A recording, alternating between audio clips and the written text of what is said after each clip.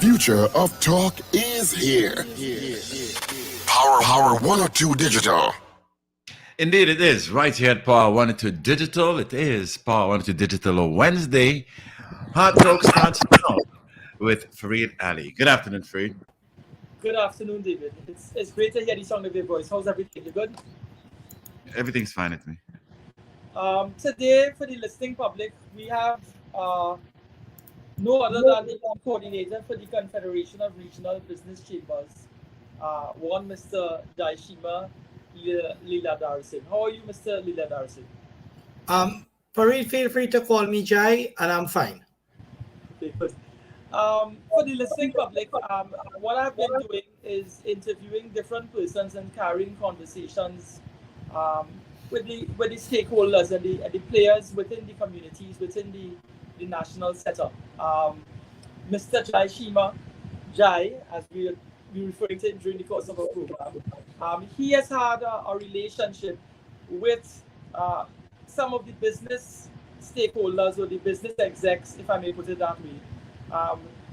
I invited him here just to have a conversation, to share with us what his organization is about, and just to talk about how things are improving from an economic perspective in terms of small businesses and medium businesses within Trinidad and Tobago. Jai, maybe we can start by, I'm thanking you for your presence here this afternoon, to adding value to what we do here. It's a discussion about things that are happening within our country. Of course, what you're bringing to the table is your enterprise in terms of the business component and some of the challenges that you all face. Before we get into that, tell us something about yourself. I like the public to understand the person that we're interviewing in terms of their background.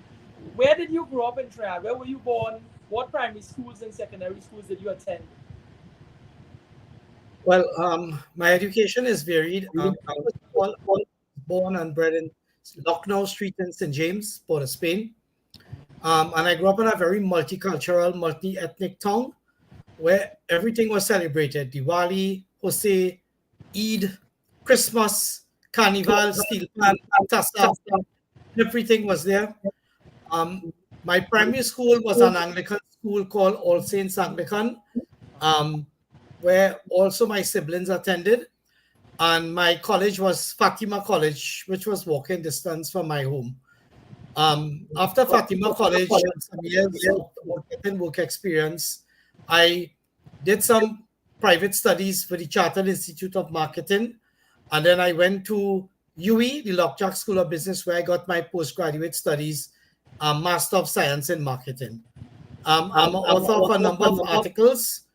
I'm an author of publishing both newspapers and business journals. And I'm also a business management consultant, and I've consulted in the past and present with several of the most competitive and successful organizations in Trinidad and Tobago. Well, that's a bit about myself. I'm a steel band aficionado, if I may put it this way. You're coming from what we refer to as west of Port of Spain. What are some of these steel bands that would have caught your ear, would have interested you?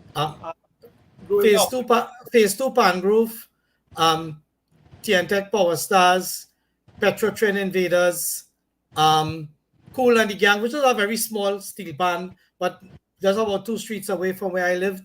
Those were the steel bands that were around me. All right. Well, my condolences on the 11th place that your band Phase 2 Pangrove achieved in the recent Panorama final. That is life. That is life. That's life. But essentially, Jai, we had to discuss your organization, the Confederation of Regional Business Chambers. Tell us what is the inspiration behind the formation of such a confederation? Okay. Right after 2015, it was realized that the then government, the current government, was not listening to businesses from different districts outside of Port of Spain. Right. And we were concerned because our interest was not addressed. Now, what I want to make it clear to your national audience is that there is a body called the TT Chamber and AmCham. Well, Energy Chamber and manufacturers are very specific, so I will leave them out. And they don't really represent the entire business community of Trinidad and Tobago. And we felt that we were underrepresented and our voices were not heard.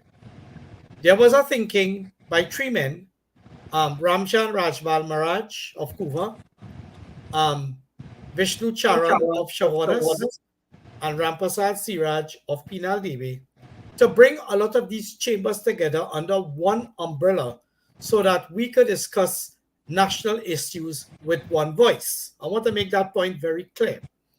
The second point I want to make clear is that the Confederation of Chambers would be devoid of any kind of politics or party politics. We are focusing on the country, the business community within the country, and what could be done to create an enabling environment so that business can thrive, survive, and succeed.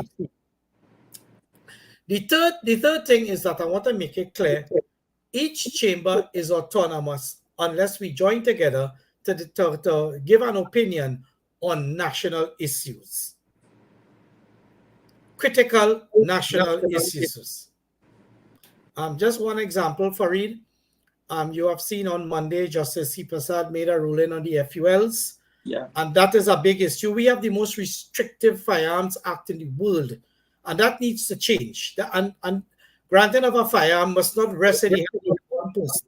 It needs to be rest in the hand of a panel that meets regularly, have the powers to investigate, to determine if person A or person B is fit and proper.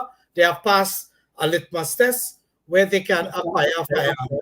The situation out there is very dangerous, and business people need a chance to survive and defend themselves. This colonial relic that we have inherited, where the commissioner grants the license, could no longer fly. We need to do changes. You may have heard too that there have been many calls from leaders in the business sector, leading academics, for example, Ronald Harford and people like Dr. Terence Farrell calling for public sector reform. These are things that the Confederation and conversations we want to have, ensuring that the best is being done for businesses and by extent the people of Trinidad and Tobago. So that is why we joined together. So we started off with at least 15 to 16 chambers, but we are now down to 12 chambers, which I've sent the list to you. We meet, we discuss, we communicate. We need to meet a little more often. The momentum was lost after the COVID, but now we need to start to accelerate that wheel for us to meet more often and in person. Thank you, Farid. I hope I've addressed your question. What sort of traction do you all get with the parliamentarians or the state bodies in terms of dialogue? Do they engage you all in conversation with regard to your views and regard to the special interests that you all represent in the smaller chambers of commerce? It's a mixed bag. We do have relationships. So when you look at the list, and I will outline the chambers for you. Yeah. Give me the opportunity. So you have the Eastern Business Merchants Association, you have the Canopia Business Chamber, you have the Gasparilla Chamber of Commerce, the San Fernando Business Association, we have the Pinal David Chamber, we have the Separia Chamber, the Faizabad Chamber, the Point 14 Chamber. Then you have the Supermarket Association, spread far and wide throughout Trinidad and Tobago. You have the Yachting Marine Services of Trinidad and Tobago. Again, that is focused more on the Western Peninsula and some parts of San Fernando where there's a yacht club. And these are not yachties. These are people who earn business through working on the yachts itself and building boats and so forth. Then you have the Retailers Association headed by Omar Hadid, and that is spread throughout Trinidad and Tobago. And then finally, we have the Tobago Chamber of Commerce, which is headed by Martin George, attorney at law, very distinguished citizen. Now, the thing about it is that we have a commonality of interest where we want to see the best for our members in working with government to create a proper enabling environment and address the ease of doing business. We are not 100% happy at the way how things are going, but we continue to work with government, continue to use our moral suasion so they can focus on particular areas which is very, very critical for Trinidad and Tobago's development. Just allow me to expound on this point, Farid. Yeah. There are 4 elements that are responsible for the well-being of a country's economy. The 4 elements are government spending, right? So what we're doing is that we are actually looking at government expanding roads, drainage, construction, requirements of supply of goods and services, and other types of spending that government is required to do. And we have people in the private sector to respond to those tenders. Then we have business investment. Is it business investing? Are they expanding? Are they bringing in more products and services? Are they getting into other areas and other sectors like agriculture and tourism that are more labor intensive, but also comprise the productive sectors? Then we look at the whole issue of consumer spending and consumer confidence. Consumer spending determines the confidence people have in the economy. The US measures it like a science. We need to do that. That has to be one of the indicators the central bank needs to put in place to understand consumers are spending money, how much money they're spending, where they're spending the money, and why are they spending the money in particular areas. And then finally, the ratio of a country's imports to its exports. That determines the balance of payments, it determines the national competitiveness, and it also determines how much foreign exchange we can earn over time. So those are the elements we focus on. You said 4 elements: government spending, business investment, and consumer confidence. Consumer confidence. Okay. And then finally, the ratio of a country's imports to its exports. What we're hearing in the public space a lot is that a lot of small businesses are saying that they are, and this is just my expression, they are lower down the food chain in relation to getting access to foreign exchange or foreign currency, the forex situation that we have here, where they would like to purchase or make purchases and so on, but they don't get access to foreign exchange. Is that a complaint that you hear within the membership of under your umbrella, or is that something that you all are addressing in your own way? We get that complaint every day, every hour, almost every minute. Okay? So that is a prevalent problem within Trinidad and Tobago. We have made calls in different media houses in the past and written the Minister of Finance regarding this issue. I do believe that the central bank distributes foreign exchange. However, how it is distributed, that is where the problem lies. Because we get an impression that there's not always an even and fair distribution of foreign exchange. So the Minister of Finance has indicated that he's going to do something different, and that will be announced in the media review. So we are waiting to hear what the Minister of Finance has to say on that. I think that he's sincere in what he's saying. I think he is hearing the plight not just from us, but I'm certain that there are other business people that speak with him, and they express the same issues. So it is nothing pertinent to nothing that is targeted the Confederation. It is a problem across the board. That we hope we will hear some announcement in the media review. And that's as far as I could see. Right. I appreciate that. Now, your organization is essentially from the listing that you provided. It does comprise communities outside of the city centers, meaning that it's not San Fernando, it's not Port of Spain, No, there is a San Fernando Business Association. Look down, you'll see it. Right. So, what are some of the challenges that the communities or the chambers in Penal, Siparia, Faizabad point forth in faith?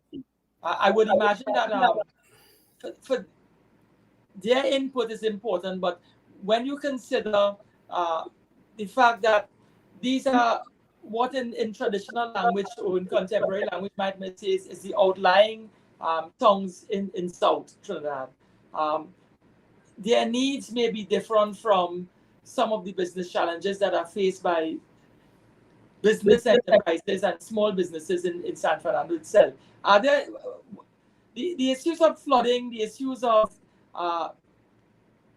road development, infrastructural development, are these challenges that are still impacting on the small businesses in those outlying southern areas? Farid, the issues we are talking about, water, infrastructure, security. Well, in the 70s, security wasn't that big an issue, but it's a big issue now. The whole issue of basic amenities, proper healthcare centers, proper education facilities, we have been talking about since in the 1970s.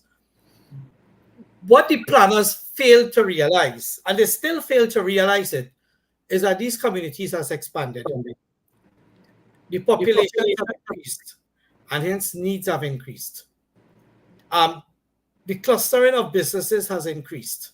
So commerce has increased, but at the same time, the population has increased. There's a need for more education facilities. There's a need for better and more sophisticated and modern healthcare facilities. There is a need to look at the road network and see if it's adequate for the amount of cars that are there. There's a need to enhance and beef up the national security systems. And I'm talking about cameras. I'm talking about the police. I'm talking about more joint patrols, army and police, which is quite invisible. Right now, from what we are seeing, I have been talking to people in different communities within the Confederation. Are you seeing joint patrols? The answer is emphatic no. They are active on the station councils, which is important. And they need to collaborate with the police regarding issues and difficulties that are confronting them and challenges. What is also needed is a look at the Firearms Act and make it a little more streamlined for business owners to have access to firearms so they can defend themselves and defend their businesses and possibly their employees. What is also critical and very, very, very important, right, is the whole matter pertaining to both community and social development. And this is the role of the government. So besides having a proper healthcare facility or easy access to hospitals and so forth, you also need to understand what are the challenges in those communities regarding those who are economically challenged or health challenged. We have to also look at the whole issue of enhancing community activities to bring that cohesion much more in stream and in line with the particular type of culture that exists there. For example, in Penal, Diwali is a big issue, albeit there are Christians and Catholics and Muslims that live there. But what I'm saying is we must be sensitive to the cultural issues and the community issues that exist there. And you see, Trinidad society has changed. It has recalibrated to the fact that these communities feel that they can stand independent and they can make their own voices heard in terms of advocacy for the matters that relate to them. But under the umbrella of business, we decided to come under an umbrella called the Confederation to show that we speak in one united voice on the critical issues that affect Trinidad and Tobago. And that is a business voice. No politics, no games, just business. Thank you. You mentioned the issue of access to firearms and businessmen being in a position where they can defend themselves. One project, I don't know if you're aware of it, you may be, in the area of Tunapuna and East Trinidad, the business community came together and they launched what they called an eagle-eyed project.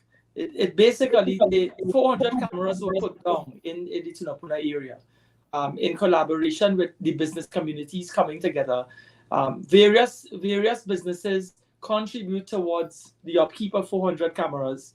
So the command center is at the Tunapuna police station. So the police at the station can monitor what is happening through and throughout the East-West corridor, spanning that area that is Tunapuna.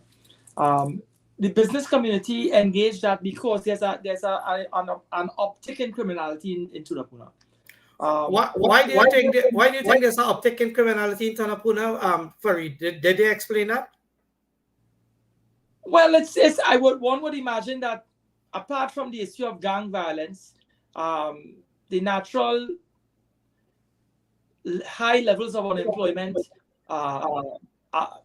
young people who are unoccupied in terms of not gainfully occupied in terms of their time, It's a general situation where unemployed young persons with nothing to do idly get involved in gangs, gang life, criminality, and it's impacting on the business and the confidence that business people have in terms of investing in these communities. Given that it's a tremendous amount of robberies that is affecting lives, so the business community in Tunapuna got together. They had approached me also because I'm from the Tunapuna area, purely trying to get this project on the ground because the government wasn't investing in cameras on the scale and the level that touched this eastern district and provided levels of security that the Tunapuna business community needed. I would imagine on some level, this is just an initiative by the business community in Tunapuna. I would imagine that, and my question is that sort of vision extending itself into the mindset of the business, the small and medium businesses in the districts that you've been interacting with, meaning the outlying southern districts? Are they engaged? Well, if Tunapuna thinks the cameras could help, I mean, okay. My personal view is that the cameras will not help because the gangs do things with impunity and they don't care if their faces are caught. That's the first thing. The second thing is that I don't know how effective that will bring anybody to justice. Again, I'm not an attorney, but we believe that the issue of cameras is a government function, not a private sector function. Private sector function is very specific. We will cooperate with the police and the station council on other levels, but we will not expound those resources into cameras.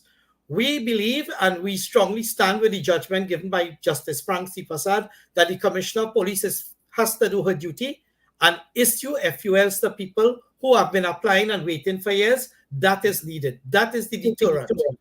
At this point in time where crime is in Trinidad, that is the solution as far as we are concerned. I must say it's a strong position to take, but we certainly, and I'm sure you would appreciate, even if it is the availability and access to licensed firearm is opened up. If the floodgates are opened up on some level, it will have to be on a structured basis. It would mean that it is very much on an unstructured basis. If you read the editorial of the Express today, the Express called the commission an incompetent manager. Read the editorial, today's Express. Yeah. So it is unstructured. And as I said earlier in your program, this colonial relic that we have, that a commissioner is the only person to give licenses, is out the window. You need a panel of distinguished and reputable people to meet at least on a monthly basis to clear that backlog and continue issuing FULs to legitimate people who have passed the proper litmus test. I'm not saying that you could go in a store and buy a firearm and you get a license immediately, like in the US. I know that there's a process, and the process must be adhered to, but not what we have now. It's not working. That's all I'm saying, Farid. Right. And I just want to add one more thing. Sorry, I just want to add one thing. In Trinidad, it is easier to get an illegal firearm than to get a legal firearm. That's the first thing I want to say. That is a shame. The second thing is, how are illegal firearms coming into the country? Now, I am only quoting a former commissioner of police because it was in the papers, called McDonald Jacob. I'm sure you know the name. Yeah. And he said that the firearms are coming to our legal ports of entry. Are there any investigations regarding the customs and excise activities that are taking place there? The immigration activities? Are there any investigation in Pibdeco, the port of Port of Spain? What is really going on? The airport, what is really going on? And I leave that as a rhetorical question. Unless those holes are plugged, we will continue to be spinning top in mud.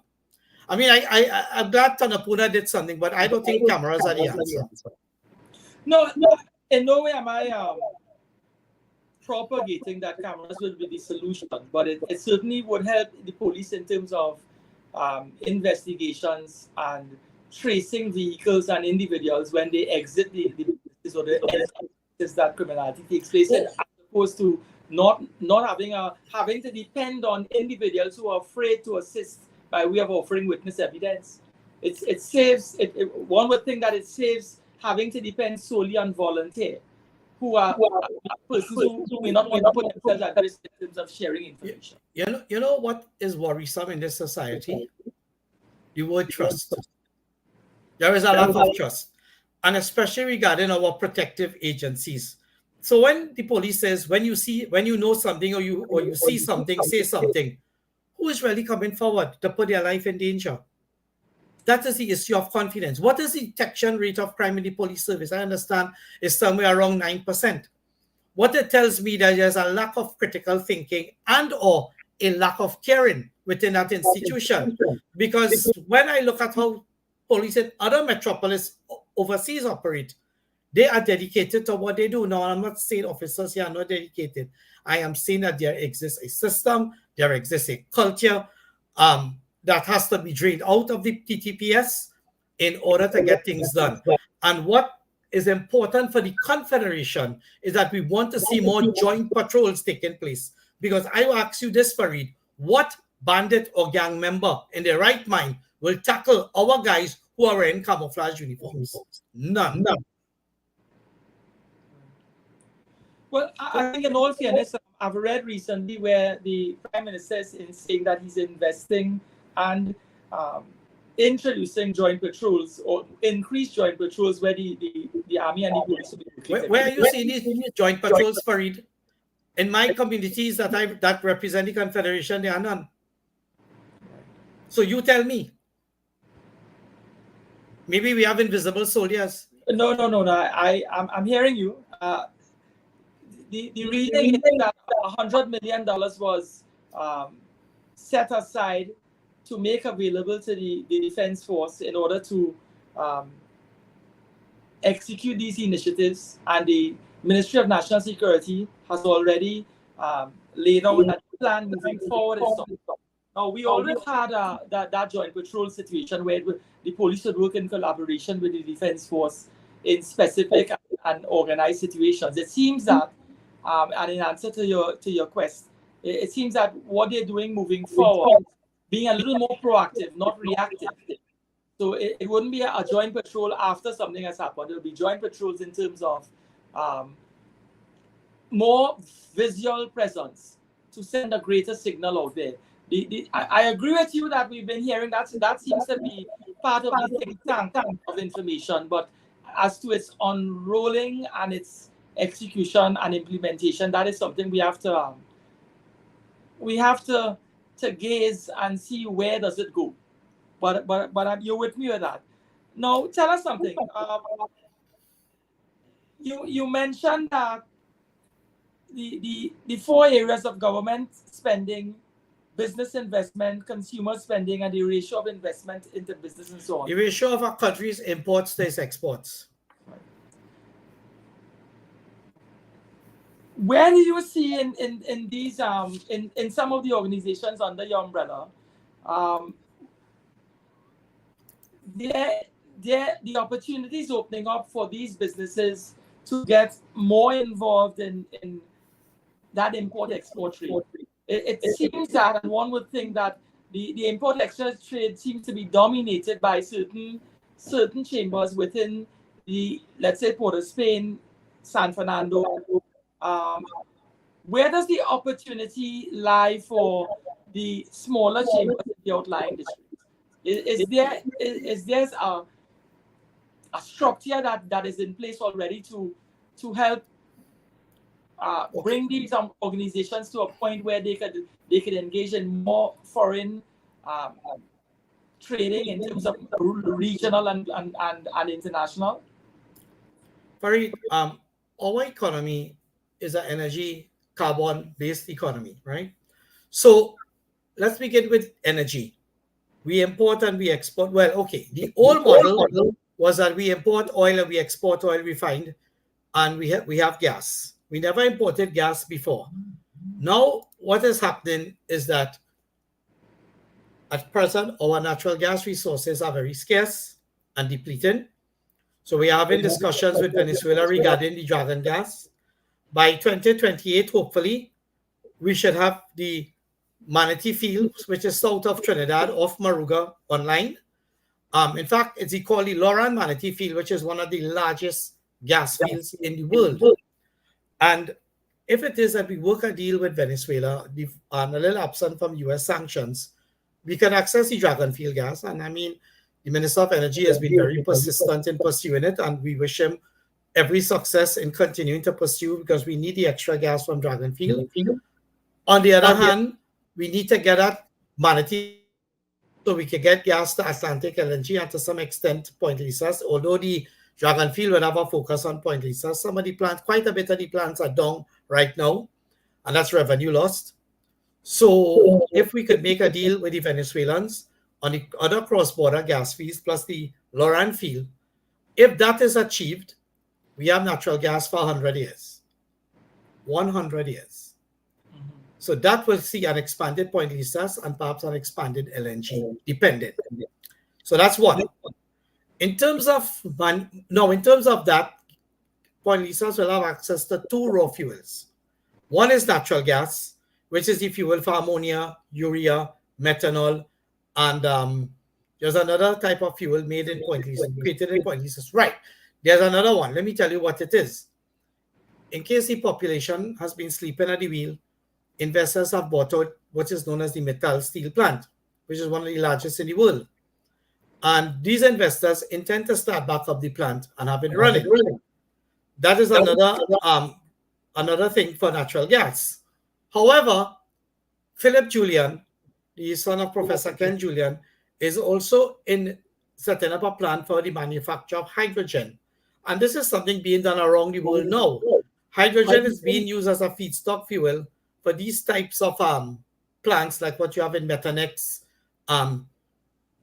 Caribbean Nitrogen Company, Point Lisas Nitrogen Limited, and so forth, Proman, to ensure that these final fuels are manufactured, which is ammonia, methanol, urea, and so forth.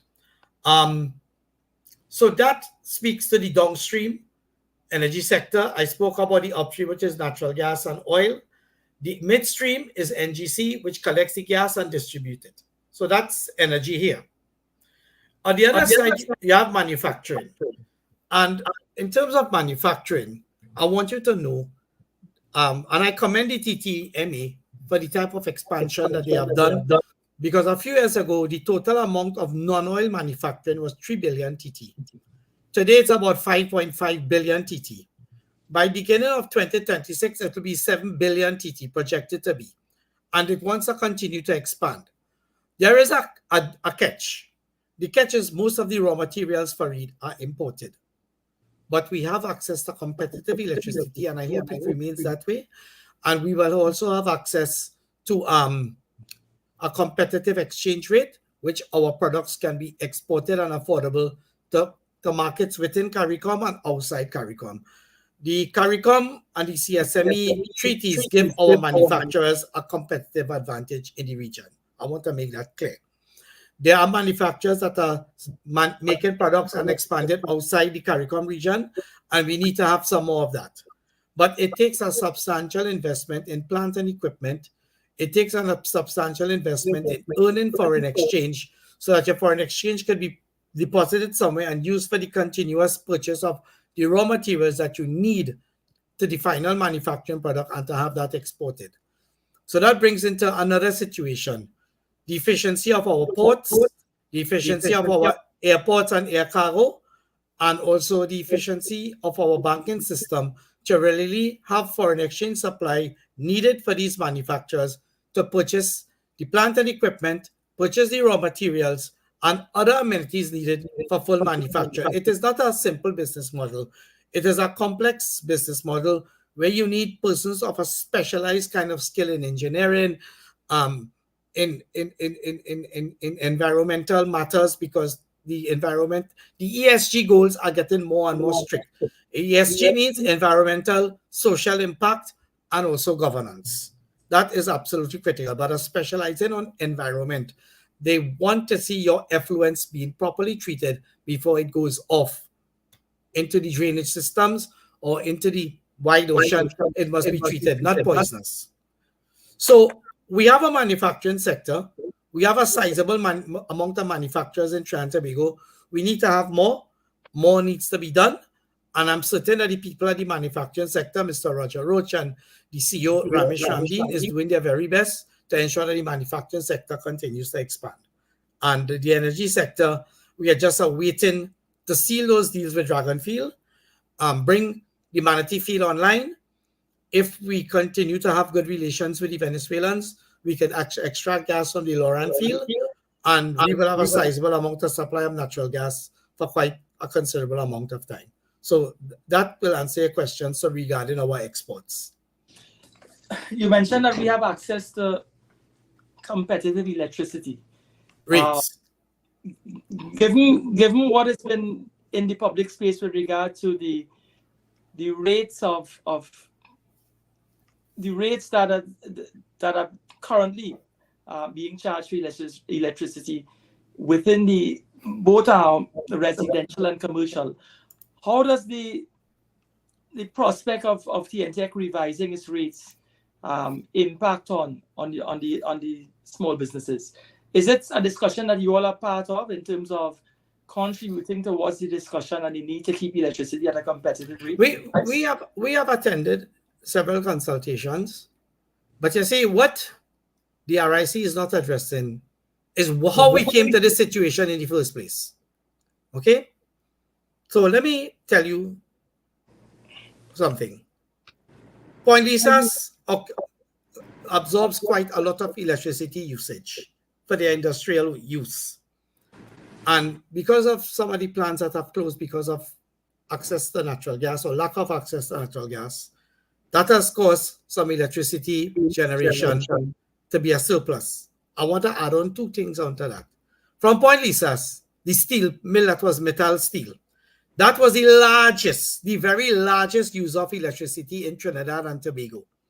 It used more electricity than 88% of the households in this country, more than 88%.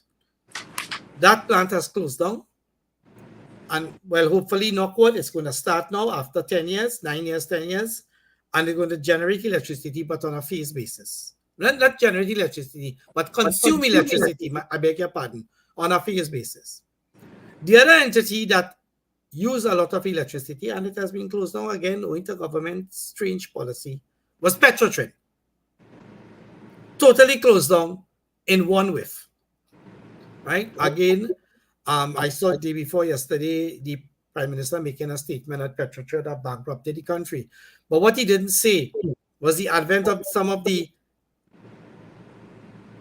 decisions that was taken that put Petrotrin in this position. That wasn't mentioned. So it was a very disingenuous statement. But the point I'm making is that those two entities were the largest users.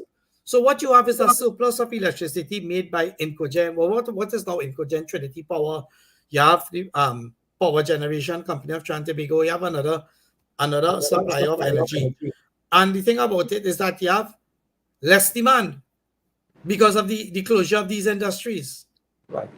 So I don't see why the consumer have to pay higher rates of electricity. Even the manufacturers have to pay higher rates of electricity because of these policy decisions that was made that was made in the past that caused a shrinkage of industrialization in Trinidad and Tobago. My sliver of hope is that the metal, what was formerly known as the metal steel plant, is going to be restarted soon. There's an article in today's Express about that as well. I would invite you to have a look.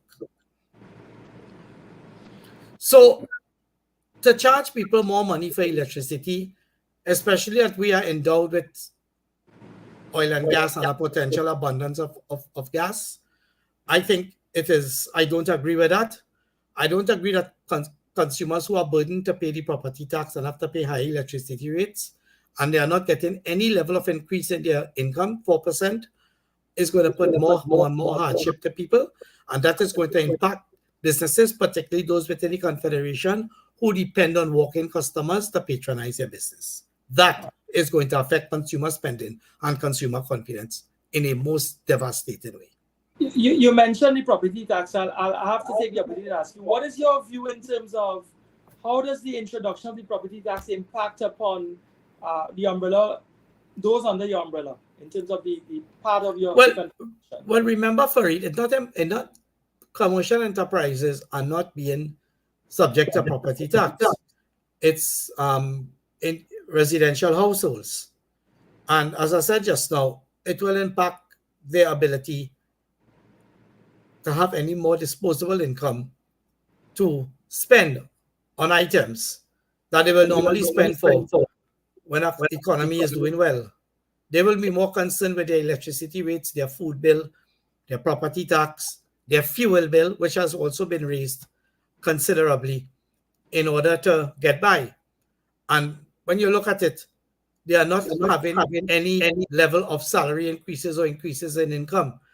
They are all forced to run a little side business or something in order to supplement that. So the power of the individual, the working person, is being severely diminished. Now, I may be sounding like a trade unionist, but for it, we depend on these people to have surplus income to spend.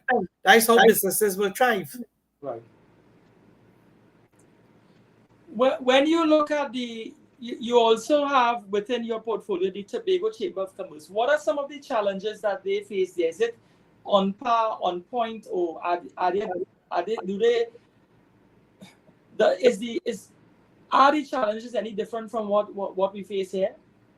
It is different. Well, one, this whole issue with the oil spill. Remember, Tobago is a tourism resource economy. There is some level of agriculture, but the biggest agricultural activity in Tobago is fishing. There's limited food crop farming and so forth. So the oil spill has severely affected all levels of commercial activity regarding Tobago and the beach cleanup. That is an issue.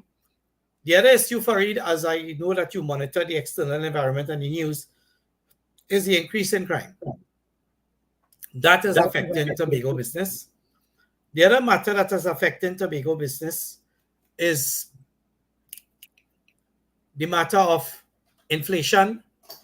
It is the matter of, how can I put it, doing business with the THA, because that's the government of Tobago, if I could use that term, but getting their payment for the goods and services provided in a reasonable time. That is an issue as well. That is a problem. Because these businesses are not large in Tobago, they are small. So cash flow and income is important to them, particularly cash flow. So that is a big bugbear.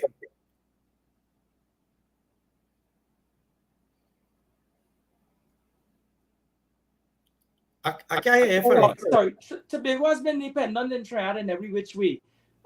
In terms of the air bridge and the bridge, that is a challenge in terms of raw material coming from Trinidad, coming to Tobago, and I would imagine whatever product that Tobago has to sell or to put on the market to make it available in Trinidad.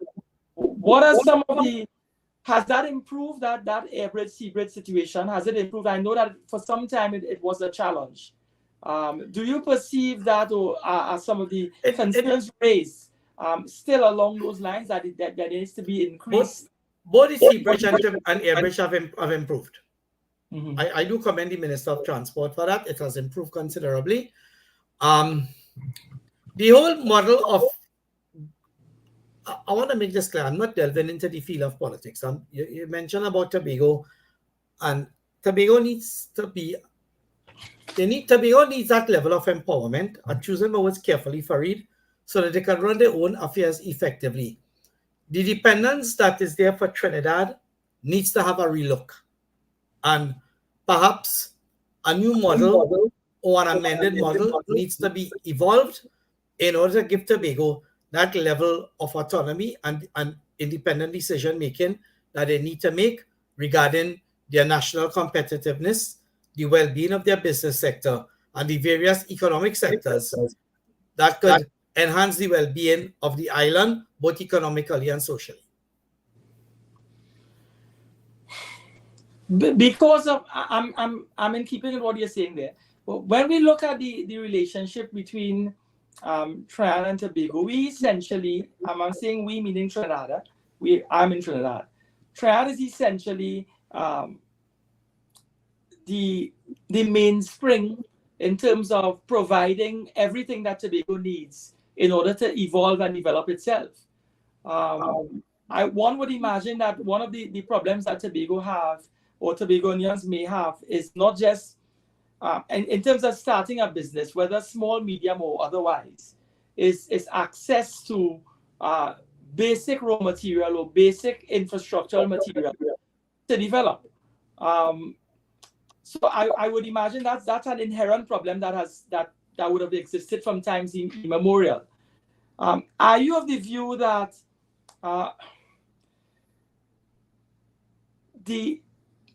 Tobago can evolve itself, the business community could evolve itself given the paradigm that exists now? And I'm not talking THA and autonomy. I'm talking about whether they're in a position where the economic players are in a competitive position to improve and to expand and develop.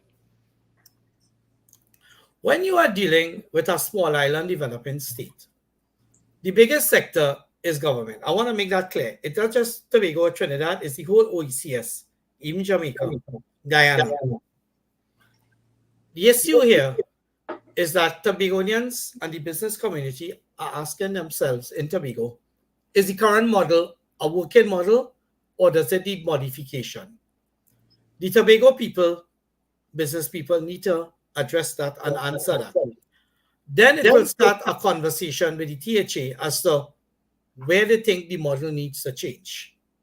And then THA will have to approach the government to see what could be done to enhance the model to ensure that the businesses in the realm of Tobago could operate a little more competitive and a little more independent. You are asking the right question, but the answers that needs to come will have to begin with a conversation among the business people in Tobago and with the business people in Tobago and the THA. It starts there. From there, the THA talks to the government of the Republic of Trinidad and Tobago, and that's where it needs to go. My personal view and my personal capacity, the answer is yes, the model needs to change. How it needs to change is dependent on the views of the business community of Tobago. You mentioned the issue of crime. You know, I'm tempted to bring it back into the before you jump on crime, there is something too that I want to draw to your attention. So the Minister of Trade is saying very soon there's going to be economic free zones in the country, in different zones in Trinidad. And I understand, and again, I am subject to correction, but I believe I'm correct here, that Tobago will become a free zone, a free economic free zone as well. And that will enhance their tourism industry within the Caribbean. And I need to state that. Are you of the view that creating these free zones, that in itself it ought to increase the access to trade in terms of Trinidad with the other countries within the region, let's say the Caribbean islands. But are we in a position to enter into that free zone trading where we are up and running and where we should be in terms of be able to provide these goods and services? Well, I can't answer that. I mean, the Ministry of Trade will need to answer that question. What I will answer and say is I would like to see the success of these free zones. I would like to see more and more business enterprises become part of these free zones. And I would like to see them absorb more people in the workforce so that people will find jobs, find employment, and be able to earn income. That's as far as I could answer it. That particular matter of the question have to go straight to the Minister of Trade. All right. The issue of the minimum wage and the fact that within recent times the minimum wages went up. It improved. I mean, I've used the expression, the local expression went up. It's improved. I believe it's $22.50. Is that I'm correct? Yeah. Right. So it being $22.50 now, it means to see another cost in the production of income has been added. I don't want to incorporate by calling names, but there are certain fast food outlets that have recently increased their price structure and they've held their position. They've indicated that there were gas increases, there were also many other increases, and they were prepared to take the bounce for some time. And at this juncture now, they've decided that with the increase in minimum wage, that's another impact that they have to absorb, and they could only go so far in absorbing that impact. Now, these fast food outlets are international conglomerates and so on. They have the resources and they may have had the profit margin to absorb loss and absorb costs. In your interaction with the small, medium businesses, it would mean to say the CSR, the customer service reps, the people who are selling off the table, who are assisting the small businessman there, that's an increased cost that the businessman has to bear. How is your organization responding and reacting, and how are the persons? What are some of the dialogues you've been having with them with regard to minimum wage and that increase? Okay, you make a very interesting conversationalist, Farid, I must say, right? So I want to begin there. Let's deal with minimum wage, and I know you wanted to tack back with the matter of crime, so we'll tack back there as well.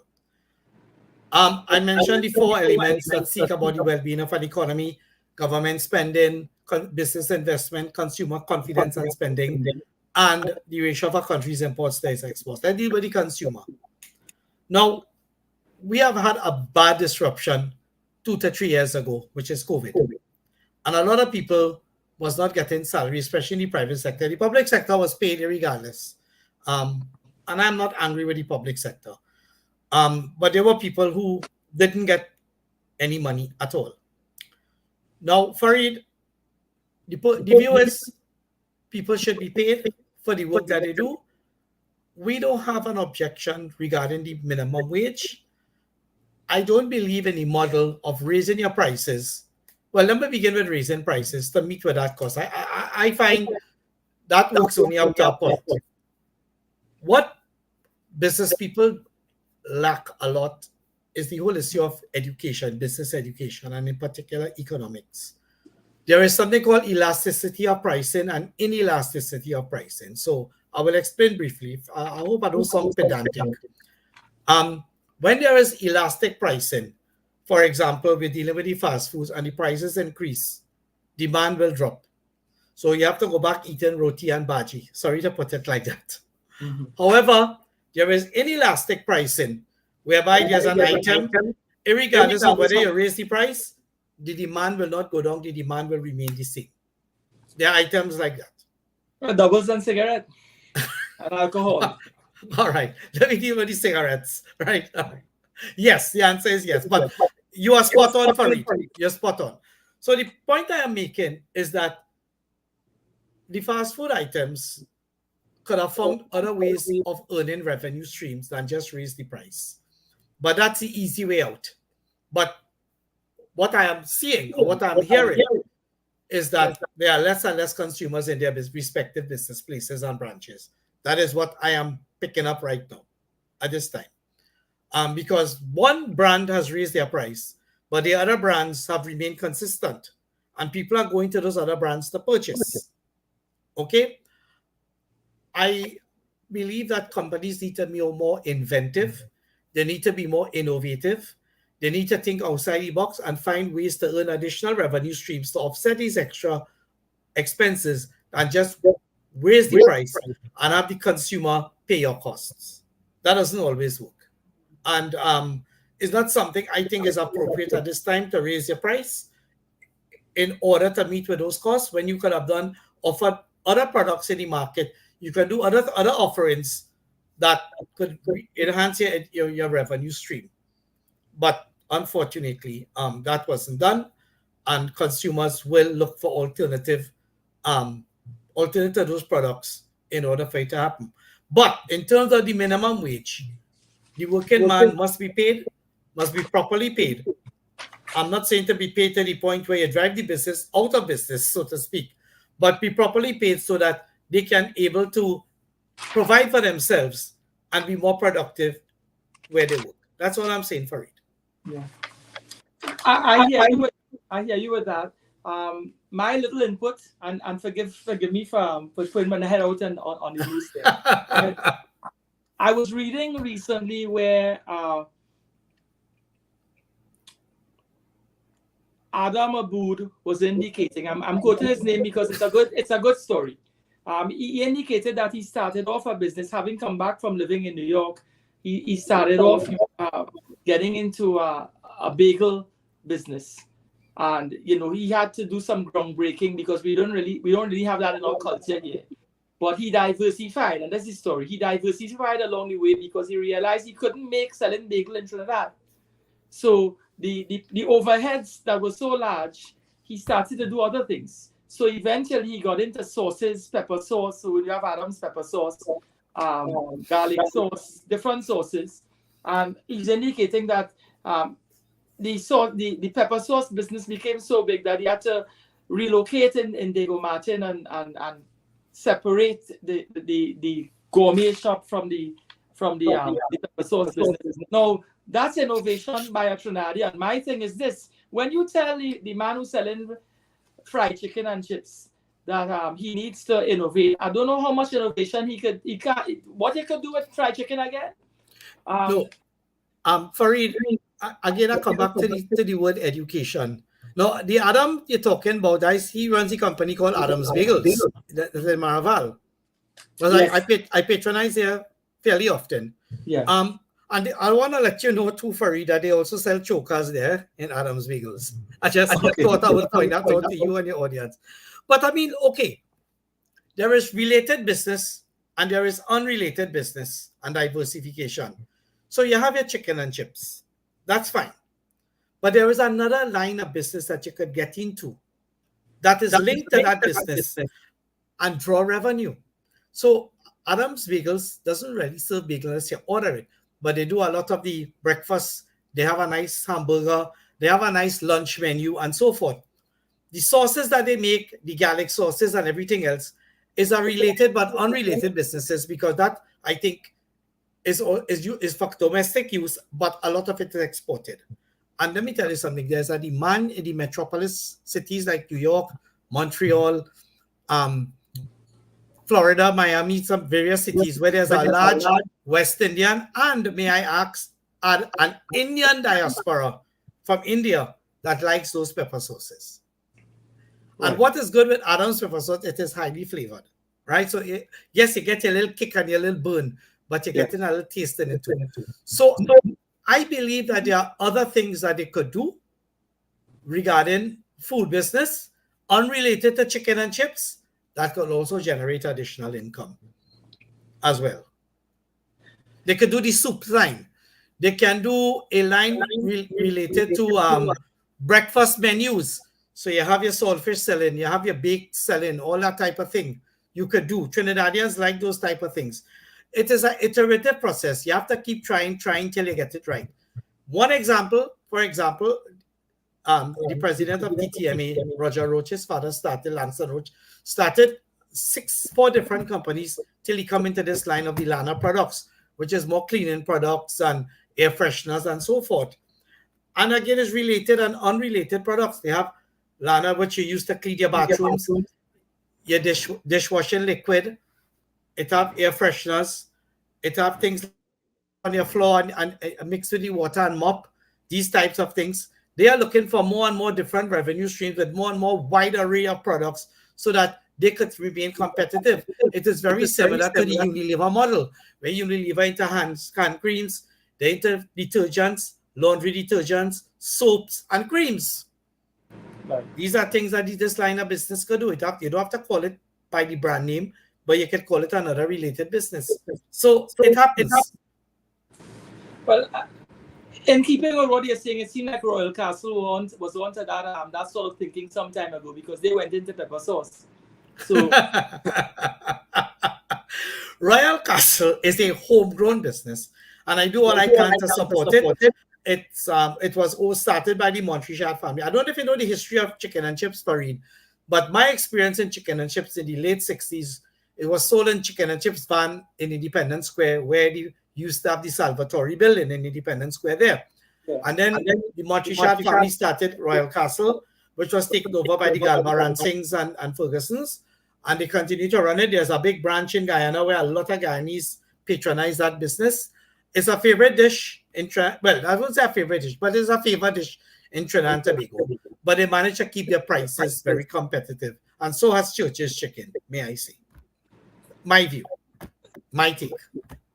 My question on this, with the increase in minimum wage to the level that it currently is, did that trigger a reduction in staff in some of the smaller businesses under your umbrella? No. Oh, no. No. Remember, staff reductions were done during the COVID, and people have kept their business as lean as they can when the reopening took place, which the Confederation actively lobbied for. And I must say that one person that listened to us was the then Attorney General Faris Alwari. And in that regard, we got a reopening. I don't think the health officials understood the implications of closing down an economy and what it was going to do. The business community was almost destroyed thanks to some of the bad decision making taken by these people who were advising the Prime Minister about lockdowns, right? I don't want to call names, but that hurt the business community to the point where we already did enough staff reductions, where some people had, let's say, 15 members of staff, and that was cut down to 6 or 7. So even with the rise of minimum wage, we had no more room to let go people because we need that amount of manpower to effectively run the business as a thin, lean operation. Let's trickle back a little bit to the issue of crime, purely because when we look at the statistics there, we've had through the years, within the last 10 years, 4,000 murders. As you indicated before, detection rate on record, I mean, this is in the public space where the commission is saying it's about 9.7%. To put that in raw terms, it means for every crime, every murder that takes place, there 9 out of 100, there's likely to be perhaps an arrest. And we haven't even discussed when these arrests are executed, whether those persons are charged, because those are detection has to do with arresting persons who are suspects. It doesn't necessarily tie into whether the suspect is eventually charged based on the investigation. But having just put that into the conversation, we're just talking about crime in that regard, and crime as it speaks to murders. When we read the editorials on a day-to-day basis, the criminality is no longer criminality that is assigned to a particular area in Trinidad or a particular hotspot. It seems that what we may term hotspots now is something that is, there are small hotspots and medium-sized hotspots and so on. The crime is expanding and creeping into different niches. What have your organization or the membership under the organization, what are some of the ideas that they may have, or some of the suggestions that they may have to contribute to the national dialogue with regard to addressing the issue of crime? And have you all had discussions with the Ministry of National Security or the entities that are responsible for providing a healthy climate for business to thrive in? What's the sort of traction you've been getting in those dialogues? All right. I want to answer that question in the context of business. When you look at the most successful business organization, not just in Trinidad and Tobago, but in the world, there is one commonality that they have. There are many, many factors, but there's one great commonality. That commonality sums up in 2 words: effective leadership. And in terms of the protective services, that is found wanting in Trinidad and Tobago protective services.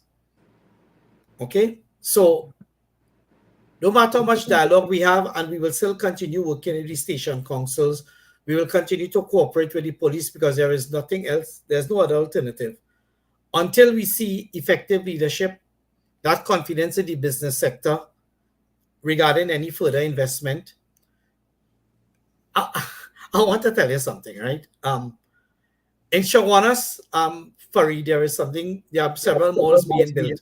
Extra Plaza, there's the Pennywise Plaza, and the M6 malls. You go to C3, it's 3 brothers, Cyril Mack, Carlton Mack, and Calvin Mack, three brothers. Trying to approach them for even an interview to understand what are the roads you have built, what you have done to be successful. You know, they don't want to talk, and it's not because of who is asking, it's because they don't want to raise their profile to be a target. That is the issue. Business people are scared.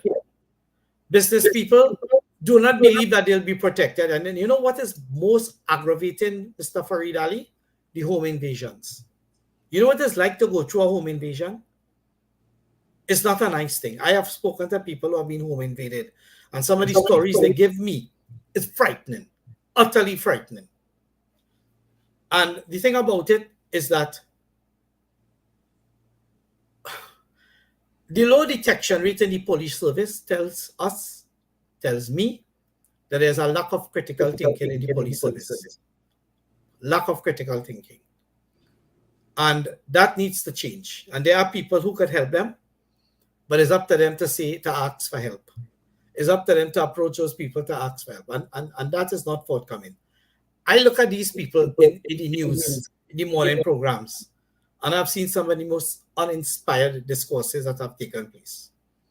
So the police service and the thinking and the leadership need to be levels up before we can address crime. In fact, the belief among a lot of business people is that we are heading on the road to Haiti because the gang violence is just increasing and increasing and increasing. And we are not seeing any efforts to contain it at all. Well, in all fairness, the Commission of Police in editorials during the course of this very week, when it is revealed that we've reached 129 murders for the year thus far. I don't know if more has happened in the last few hours. She was saying, despite that crime is under control. I felt. Do you believe that?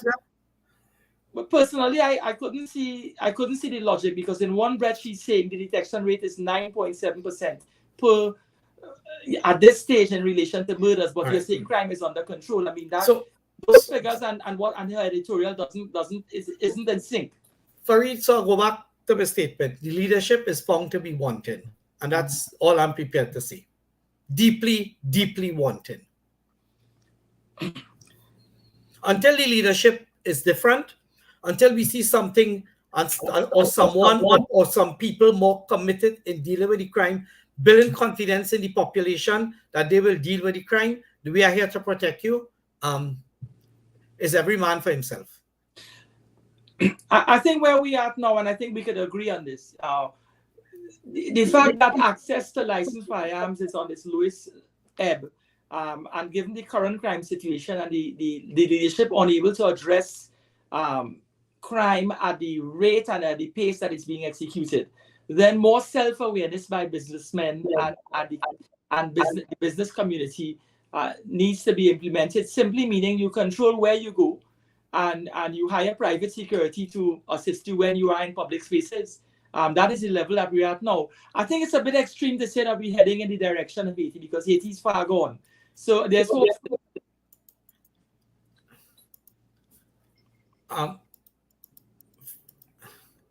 My question to you is this, right? Are you of the view that the businessman, the level of self-protection must be increased by our business community in order to assure themselves that they will be okay?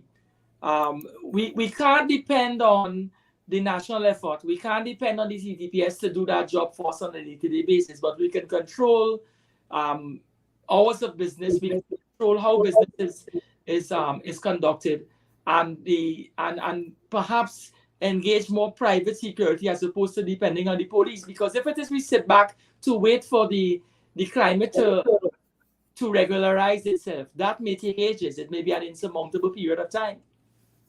Farid, you're talking about a policy that could create more and more inflation. I want to talk back to Haiti, and I want to come back to what you just said. Yeah. I am not saying we are like Haiti at this time. I'm saying we are headed down the same road that Haiti was 10 years ago, 8 years ago. And if the trend is not arrested and stopped, we will end up in that destination. And that's the point I'm trying to make. the gangs are in control and they are doing their crimes and murders with impunity. That is what I am trying to say. And what I'm also trying to say is that has the business community in deep fear and deep anxiety. And that is the issue, right? So the trends are taking place. Haiti didn't just reach there like VAPs. There were things that took place over the years that ended up where they are today.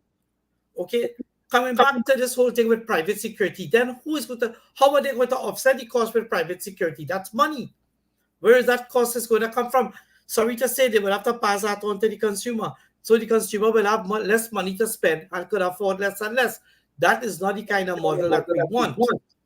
The kind of model that we need is a way and means to protect ourselves, protect our business, and at times protect our employees. And that comes with having private firearms available to the business owner so that he can ably protect what is there. That is absolutely important right now. That is the stopgap measure that is needed. And if you look back at the courts, I'm telling you, the Frank C. Prasad judgment, more and more people are going to start filing lawsuits against the police commissioner. And I don't understand. I don't know if she gets it or she don't get it. Something needs to be done differently. Our national conversations need to be had with stakeholders, which include business, on how to make the country more safe from the TTPS perspective. Hiring who could hire private security? Could the guy living and selling doubles in Pinal Debe could do that? No.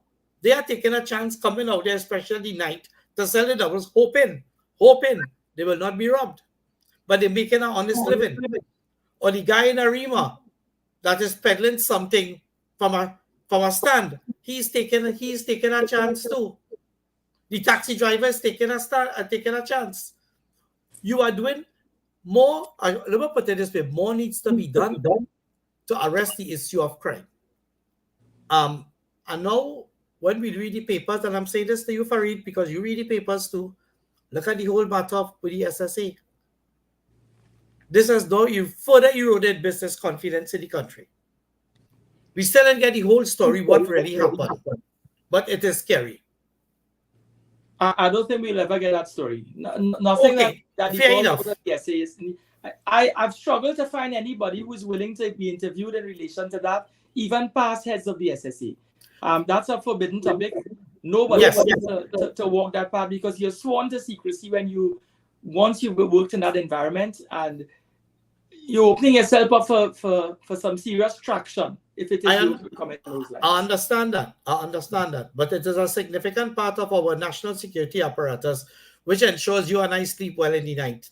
And when you see these disruptions and these events take place, I'm saying, as the coordinator of the Confederation of Chambers, it is frightening. That's all I'm saying. Yeah. Just a passing comment on the SSA. I'm of the belief that there should be a communications unit. I'm not saying that there are issues that ought to be made public, because naturally, for national security reasons, there are discussions that cannot take place. But there must be some sort of communications unit, that transfers information that has been sufficiently vetted that the public can absorb. To just leave it, to know quietly something is happening and that there's an eruption taking place, but there is no information, it doesn't bring transparency and lend itself to confidence in what is transpiring there. But that's a different issue on a different day. Tell me something. When we look at, forgive me with regard to my constant reference to the smaller chambers, right? But what are some of the challenges in terms of young persons in that Siparia, Penal, Faizabad, Point Fortin areas there, with young persons, those idle hands? I mean, we have a problem in the East-West corridor because the young persons find themselves heavily involved in gang activity. Is there gang activity that is evolving within those communities, or are you of the view, or your information on the ground is it's gangs from the East-West corridor that are coming and seeping into those areas now in terms of their presence? It is the gangs of the East-West corridor that are coming in. They are finding apartments to rent. They rent it. They scour the place to see which is the lucrative businesses to rob, and they do their crime. That is what is happening. The average youth in that area, they are involved in other economic activities, agriculture, retail, they are involved in how can I say it, food business. They are involved in enhancing their education levels. It's a different culture there altogether. You know, I follow you clearly with that notion. I'm not saying that there's no truth to that. You're on the ground and you would know. My concern is this: if somebody comes to rent from me, or if somebody comes to work in my organization, I get very personal with the questions. You know, I would want to know where's your background. If you're a Tunapuna person, who is your family? I would do my own research. I'm not waiting for the police to tell me that this fella really from a gangland somewhere, and he on this side hiding from a police warrant, and he's seeking employment and escape and lying low until he decides, well, you know, you're ready to go back down where after his enemies has passed. My own research would be to try to determine the man who come into rent in my community that I have some say over, that I would ask pertinent questions. Where were you renting before? Where did you grow up? And try to do my own background. It's like when the police picking police, when they're choosing police and vetting persons to join the police service. A Jeep turns up in the community and they start asking the neighbors questions. So I'm thinking that in as much as we're saying that gang membership is, you know, the infiltrating communities by renting and so on. If it is the landlords and the landladies and the persons who are renting their residential compounds out there, do some more searching. They might be in a position where they could simply close the door on them. Have you all had that sort of discussion with them? And you see, my trouble is that the internal network within a community itself could police the community on some level and tie the knots on levels where you could prevent a certain amount of preventables. That isn't always prevalent in those communities. Basically, people you have to understand too, we come back to the COVID. People have lost a lot of money during the COVID. People have left the country. I have a space. The space have a commercial value. Who wishes to procure that space for that commercial value or rent that space, I make it available. Okay. That's how the transaction goes down. That kind of policing and thing, okay, you may be 1 in a million that do it. As long as you seem okay with the landlord or landlady and that you have the money for the first month rent and the last month rent, which you get a year lease, and you keep paying your rent, that's fine with them. That's the first thing. What I want to draw to your attention is that there is a priority in increasing commercial activities within those communities. It needs to be done. It's not multi-billion-dollar businesses like Ansa, Makal, O'Neill, and Massey, but it is businesses that depend on daily sales, that depend on regular cash flows to be viable. So that is what it live by. Damn if you don't do, but damn if you don't as well. So it is not an easy situation at all. All right.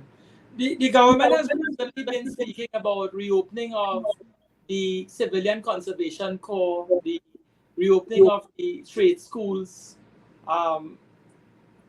In South Trinidad, in those outlying districts, in the communities in which these businesses that are under your umbrella were established, do you all have youth camps? Are there significant investment in youths or in the young persons there, or opportunities for young persons to gainfully occupy themselves outside of the regular school network?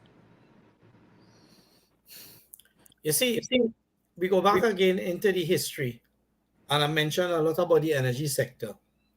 In South Trinidad, where there's a private energy sector, that was the sector for the youths to be engaged in after they finish school. This is where the trade school were within these energy sectors to give the youth the life skills that they need to go forward. All that has been shut down. What has happened in our area is that a lot of families have migrated. A lot of families have sold off their assets and to find a life elsewhere. Well, Trinidadians go north, we don't go south. But there's another occurrence that's taken place. Another occurrence is capital flight. But interestingly, for capital flight is not going north, it is going south. Guyana mainly. People are investing there. And they're investing there to realize on the next energy boom that may take place within that South American country. Albeit there's a disruption regarding Venezuela claim to the Essequibo region. So again, another group of Trinidad businesses are focusing on Suriname, which by March next year is going to start producing oil in a very significant amounts, very significant. And they have the more investor-friendly policies than Guyana. So when you look at it, the whole business environment has entirely recalibrated. They have restructured their way where they are looking south in Guyana, where there's a thriving energy sector, where the Trinidad energy sector for now has shrunk significantly, especially with the closure of Petrotrin. And we don't know what form that new steel plant will take place when it reopens, but they are going into Guyana, they are invested in Guyana, and they are going into, a lot more is going into Suriname and investing there. So that is where some of my members have been looking at and are going. So that is the trends that are taking place. One would imagine it would be safe to say that at one time Trinidad would have been, classified in layman terms as the New York of the Caribbean. Your viewpoint is that we have gotten to a sufficient level now where capital flights, transmigration, immigration, persons are literally expatriating themselves to other islands or other mainland territories in order to explore opportunities there, as opposed to waiting for things to calibrate itself here sufficiently where we can continue operations. Well, I mean, okay. Junior Sami is building a lot of these significant roads that is taking place in Guyana right now. He's there in a big way. The biggest seller of concrete is Cusals in Guyana right now. He's selling 3 times more concrete in Guyana than he's selling in Trinidad. Capital will go where it is welcomed. Investment will go where it is welcomed. And that's all I'm prepared to say. So that is what is happening right now. The little contractor that is in Pinal de Rio Separia, he goes Guyana to find work or find the work as a subcontractor among other subcontractors with Junior Sami, for example. That's where they are going, to be part of that link with that part of that large business so they can get support and work regarding those large projects in Guyana. My information is Guyana has plans to build a highway from Georgetown all the way down to the south border to Brazil. I understand one of the people being considered to do part of that highway. Part of it is Junior Sami contractors. The dialogue that we're having at this superficial level, I would imagine it's far more intense within your organization and its membership. Clearly, linkages with other regional confederations of this nature, simply meaning I'm sure that within Guyana, within the rest of the Caribbean, there are organizations similar to ones like yourself. Do you all have conversations with them to share what your experiences are here and see what they are doing there in the equivalent to Barbados or the equivalent to other islands in addressing the similar plight that you are facing now? The model of the Confederation of Chambers is unique to Trinidad and Tobago. There is no other confederation of regional business chambers in the Caribbean. None. There is a Georgetown chamber, there may be a Berbice chamber, but we don't think the timing is right for those kind of linkages. Where our focus is to help create a more competitive business competitive climate in Trinidad and Tobago and address the ease of doing business in Trinidad and Tobago, which has a lot of work to be done. Right. Essentially, your organization deals with small and medium businesses. Do the larger, more established businesses in Trinidad and Tobago assist you all in terms of, or assist your membership in terms of know-how, in terms of how to approach their businesses, how to improve? What are some of the know-how and the interlinkages that take place? Are businesses in Trinidad assisting and helping each other in growing? Because one would imagine that if there is growth taking place, the way to translate that growth into development national development is to have sharing the wisdom and the expertise and the know-how. Does that sort of traction take place? Or do you all get that sort of helping hand from larger businesses? The relationship between my membership and the larger business is strictly transactional. They have products, we buy those products, we distribute those products as well.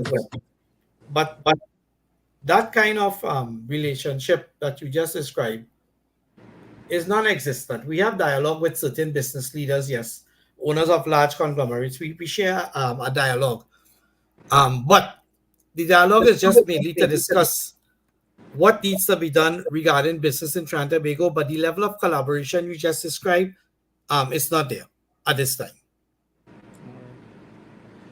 I'm putting things out there, right? I'm simply because I have a point of view. You can. That's fine. That's fine. That's fine. What is the relationship like in terms of the small business communities and the schools in the communities that exist there? Do they have encouraged internships, allow young people opportunity to experience what is happening in their businesses, to sort of introduce entrepreneurship or introduce the idea of being independent and independent minded? Are these showing young people that there's a way a pathway to develop themselves? To extent, yes, it is taking place. Graduates are absorbed in the workforce in some of these companies. Their chamber presidents were involved in the station council, but they also involved in the Rotary clubs there, the Lions clubs, but mainly the Rotary clubs, which is quite popular. They do a lot of stuff regarding Christmas, regarding community, regarding beautification of the community, supplying the police with some of the things that they need, stationery and so forth. The non-essential stuff, but yes, it's essential. I should say the non-lethal stuff, stationery and other things, a fan and so forth. They may need for the police station. We try to help. Some of them even go as far as to try to help them fix a car or repair a car. Although we have had differences with different presidents, some say, well, look, if you want to do that, that's your affair. But we believe that's the role of government to fix the cars. But we have no problem supplying stationery, supplying water, cases of water per month to the police and so on. We have no problem with that. So there is relationships with the youth. There is relationship with quite a few of the schools. And there is relationship with the Rotary Club and the other charitable bodies within those various communities. The answer is yes. I recently read where Digicel in its pilot project is if I may put it, they are digitalizing various feedback yards. But that's just an example. What about the digitization of the communities in external communities in South, in those areas we described, Siparia, Davie, and so on? Have you all engaged with the networks or with the state in terms of the government in having dialogues about digitizing those areas to make access to No, we haven't reached that stage as yet. We are more involved in actually physically helping what I just described, the schools, the other community centers, the different charitable organizations. We are more involved with that. We are not too much involved in that level of digitization. Again, there's a big debate within the Confederation of what we should do and what we shouldn't do. What is the government responsibility and the role of the state versus what is our role? So we think the whole issue of digitalization is a role of the state. There's a Ministry of Digitalization. What do they do to this day? I don't know. But I mean, Digicel is in the telecom business, and it fits with what they do on a day-to-day basis. But it doesn't fit with what our SMEs do on a day-to-day basis. Where would you like to see your organization evolve, and what direction? What are some of the medium to long-term goals that you may have at this stage? Because surely there have been changes in terms of you would have grown, but where you are now, where do you hope to take your organization? First of all, we want to be an influencer and the best arbiters of business practice in Trinidad and Tobago. The influencer is to influence the state of a certain direction that they need to take regarding improving the business climate and improving the enabling environment. We would also wish to engage with the university in order to understand what are the type of programs you would like to see them put out, or 15 modules and degree programs that can have the ideal graduate come out of the university and fit ideally right into the business sector or positions in the business sector. We would also like to see more and more businesses litter the landscape. According to the Ministry of Legal Affairs, there are 25,000 registered business in Trinidad and Tobago. We want to see that increase in the next 5 years to 35,000. That is where we want to go. More and more businesses, more and more different sectors, more and more agriculture and tourism, more and more restaurant and business. We would like to see, well, of course, the manufacturing sector is doing a good job where non-oil manufacturing is concerned. We encourage them to continue that. We would like to see the energy sector a little more integrated backwards into the non-oil sector in order to give us the kind of support that is needed that you just described. They have the money to do it. They have the financial resources to do it. And they even have the expertise to do that as well. So the Confederation wants to be an influencer, but an influencer for good, to see that we have the ideal business environment for Trinidad and Tobago as we go forward. Trade and investment are the answers for economic growth for this country. You know, we, in no way am I trying to engage in anything political in terms of the discourse, but we are 18 months away from a general election. One would think that some of the things that you speak of, it's for another electoral term. Some of the changes that you would like are changes that would not engage the interests of the parties competing for political office. And let us say the incumbent remains. That is something in 18 months' time you get a better answer for. Farid, what you alluding to? Say it. I don't think that given that where we are now in terms of where the two political parties that are competing for office, given that the various points that they're at, that we're going to get any sort of traction, any sort of change. The special majorities that the incumbent government requires in Parliament to have pieces of legislation passed, they struggle to get that support from the opposition. Whether the way the state has conducted itself, meaning the government, the incumbent central government has conducted itself over the past 8 years, has brought that intransigence from the opposition out, is another issue. But I think that there is a relationship problem between the UNC and the PNM, and until that relationship is healed, the country is going to suffer, and the businesses going to suffer, and the working class people are going to suffer. The model that when you enrich the rich and you make the rich rich, and eventually money trickles down to the working class people, that model hasn't proven itself in the past 8 years. That is just my view. I will tell you something, Farid. People, I'm not diving into the party politics, but I'm telling you what I get from people. People are fed up of the hostile politics that is taking place. They wish they could see a more bipartisan approach by the parties that sit in Parliament. However, we see certain behaviors being exhibited that doesn't allow that. And I am not blaming one sect, I am blaming both sections, but I also blame the people, and to an extent myself, in that the call should have been louder and wider, asking for more collaborative approach in Parliament to solve the people's problems. And that is totally absent at this point in time.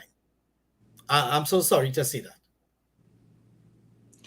that. Do you adhere to the view that if we look at the leadership across the international spectrum, in Canada we had Justin Trudeau.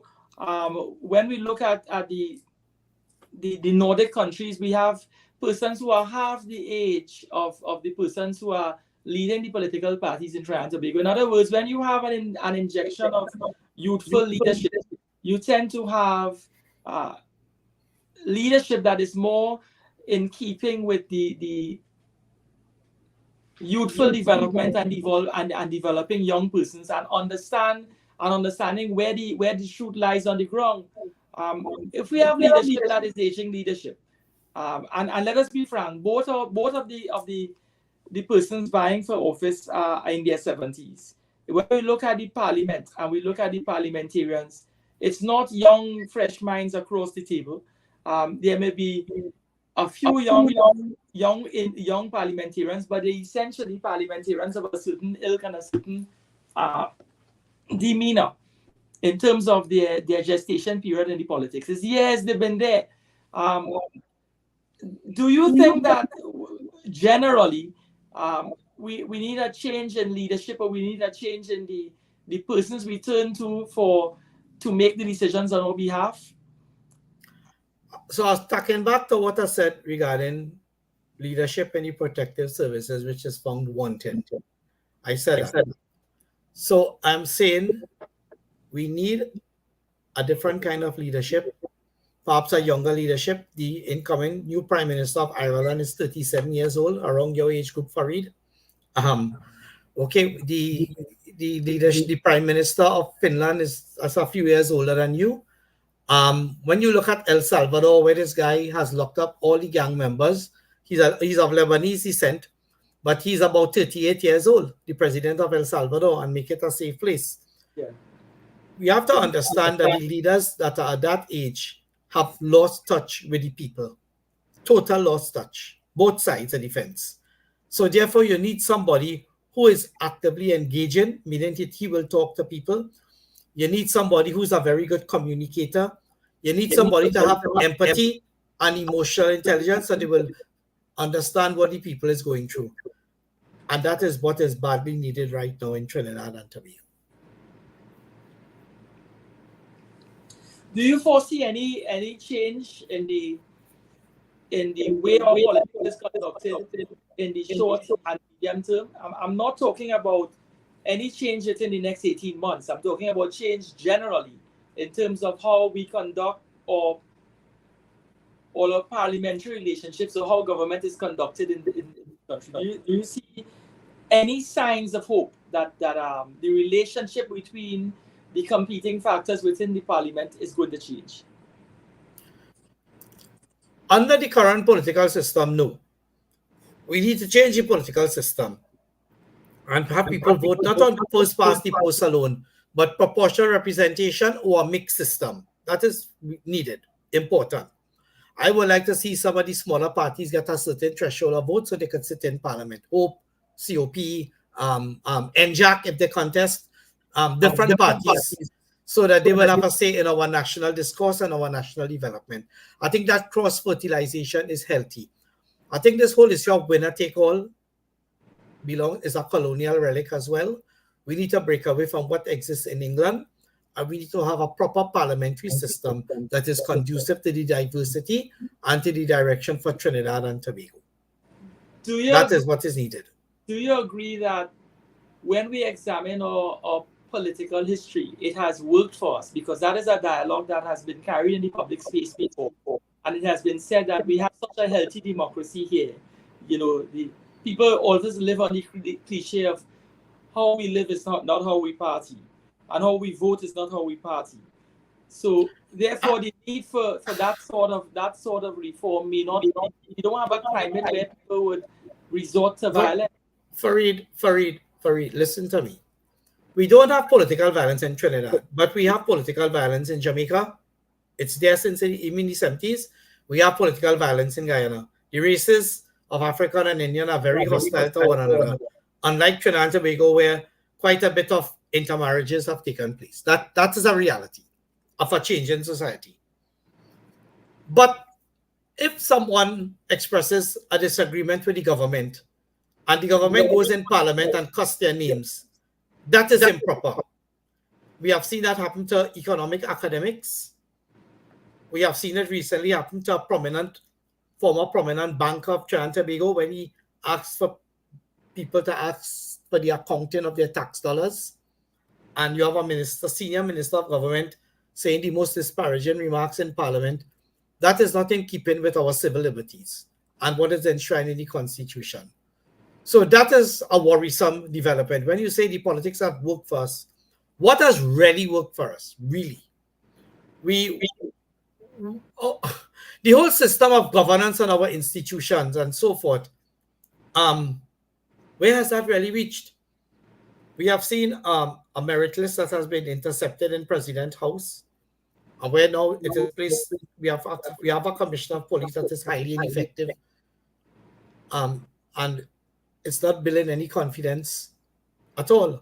And I'm putting out things here that is been put in the newspapers, in the media, that is public knowledge. I'm not making up things. But you're putting things out there that one can't argue against. It speaks for itself. And that's all I'm prepared to say. The citizens have to make their decision. All I am telling the voters in this country, now is not the time to be sycophants. Now is the time to ask yourself, don't think in the present 2 to 3 years. Think about 30 years in the future. What type of future you're leaving for your grandchildren, your great-grandchildren. That's all I'm saying. Are you of the view that we will continue to have, or we may have an increased amount of expatriation from not just the business community, but people in general, if it is we continue along the lines that we are on? Well, as I said do you before, think that things would that we are in the process now? Are you of the view that we're in the process where things would actually regularize, society will regulate, will self-regulate? Farid, manna don't fall from heaven. The last time manna fall from heaven is when Moses led the Israelites out of Egypt, right? We have national prosperity is not inherited. We have to create our own national prosperity. And that I'm quoting Professor Michael Porter of Harvard University here. So we have to make those changes. But the change, and you've asked about just about the leadership and 2 leaders in the 70s. We need something new, some new leaders. I'm not going to advocate for any political party. I'm saying that we need some new youthful leaders with new outlooks, new views, and with a new sense of energy to bring that change. It will not come under the current conditions. Why you ventured that in that direction is a recent comment by the Prime Minister was that if it is you made a decision to put someone in charge at the Commissioner of Police level, and even when references were made to the Minister of National Security, who has been holding on to office despite the criminality crisis and levels of criminality, that you ought to give them the opportunity to mature in the post and to become better at what they do. And without giving them time, if you take time away from them, you have to blood someone who comes in to replace them. So constant changes may not allow the person who's occupying office to become proficient and efficient at what is required from office. Farid, when Lee Kuan Yew became the Prime Minister of Singapore, he was interested in one important thing, to make that country competitive and rich. Results. When you go into the private sector, you interact with the owners of Answer Makal Group, you interact with the owners of Massey, Republic Bank, even Scotia. They're interested in one thing, results. And I throw the question back to you. Are you seeing the results in the context of national security? And I rest my case. Mr. Leela Singh, thank you so much for making yourself available to us. We're just about that hour of 6 o'clock. Thank you for your time, thank you for your frank views. And hopefully when we invite you again, you'll make yourself available to share some more developments with us in terms of not just the work of the Confederation of Regional Business Chambers, but some of the good work that is happening in South and environment. Fine. And just to let everyone know, the Confederation of Trinidad and Tobago want to see a much better Trinidad and Tobago. However, the lane of politics is not where we want to run. The lane we want to run is to build a competitive private sector within the given frameworks that we have right now. And that's it. Thank you again. Enjoy your evening and be safe out there. Thank you very much. Bye-bye. Okay, thank you, gentlemen. Thank you, Farid. So that's what's our program for today. Hard Talk with Farid Ali, our host, and his special guest today, Paul Wanted to Digital Wednesday. Farid will be back with us next Wednesday at the same time. The future of talk is here.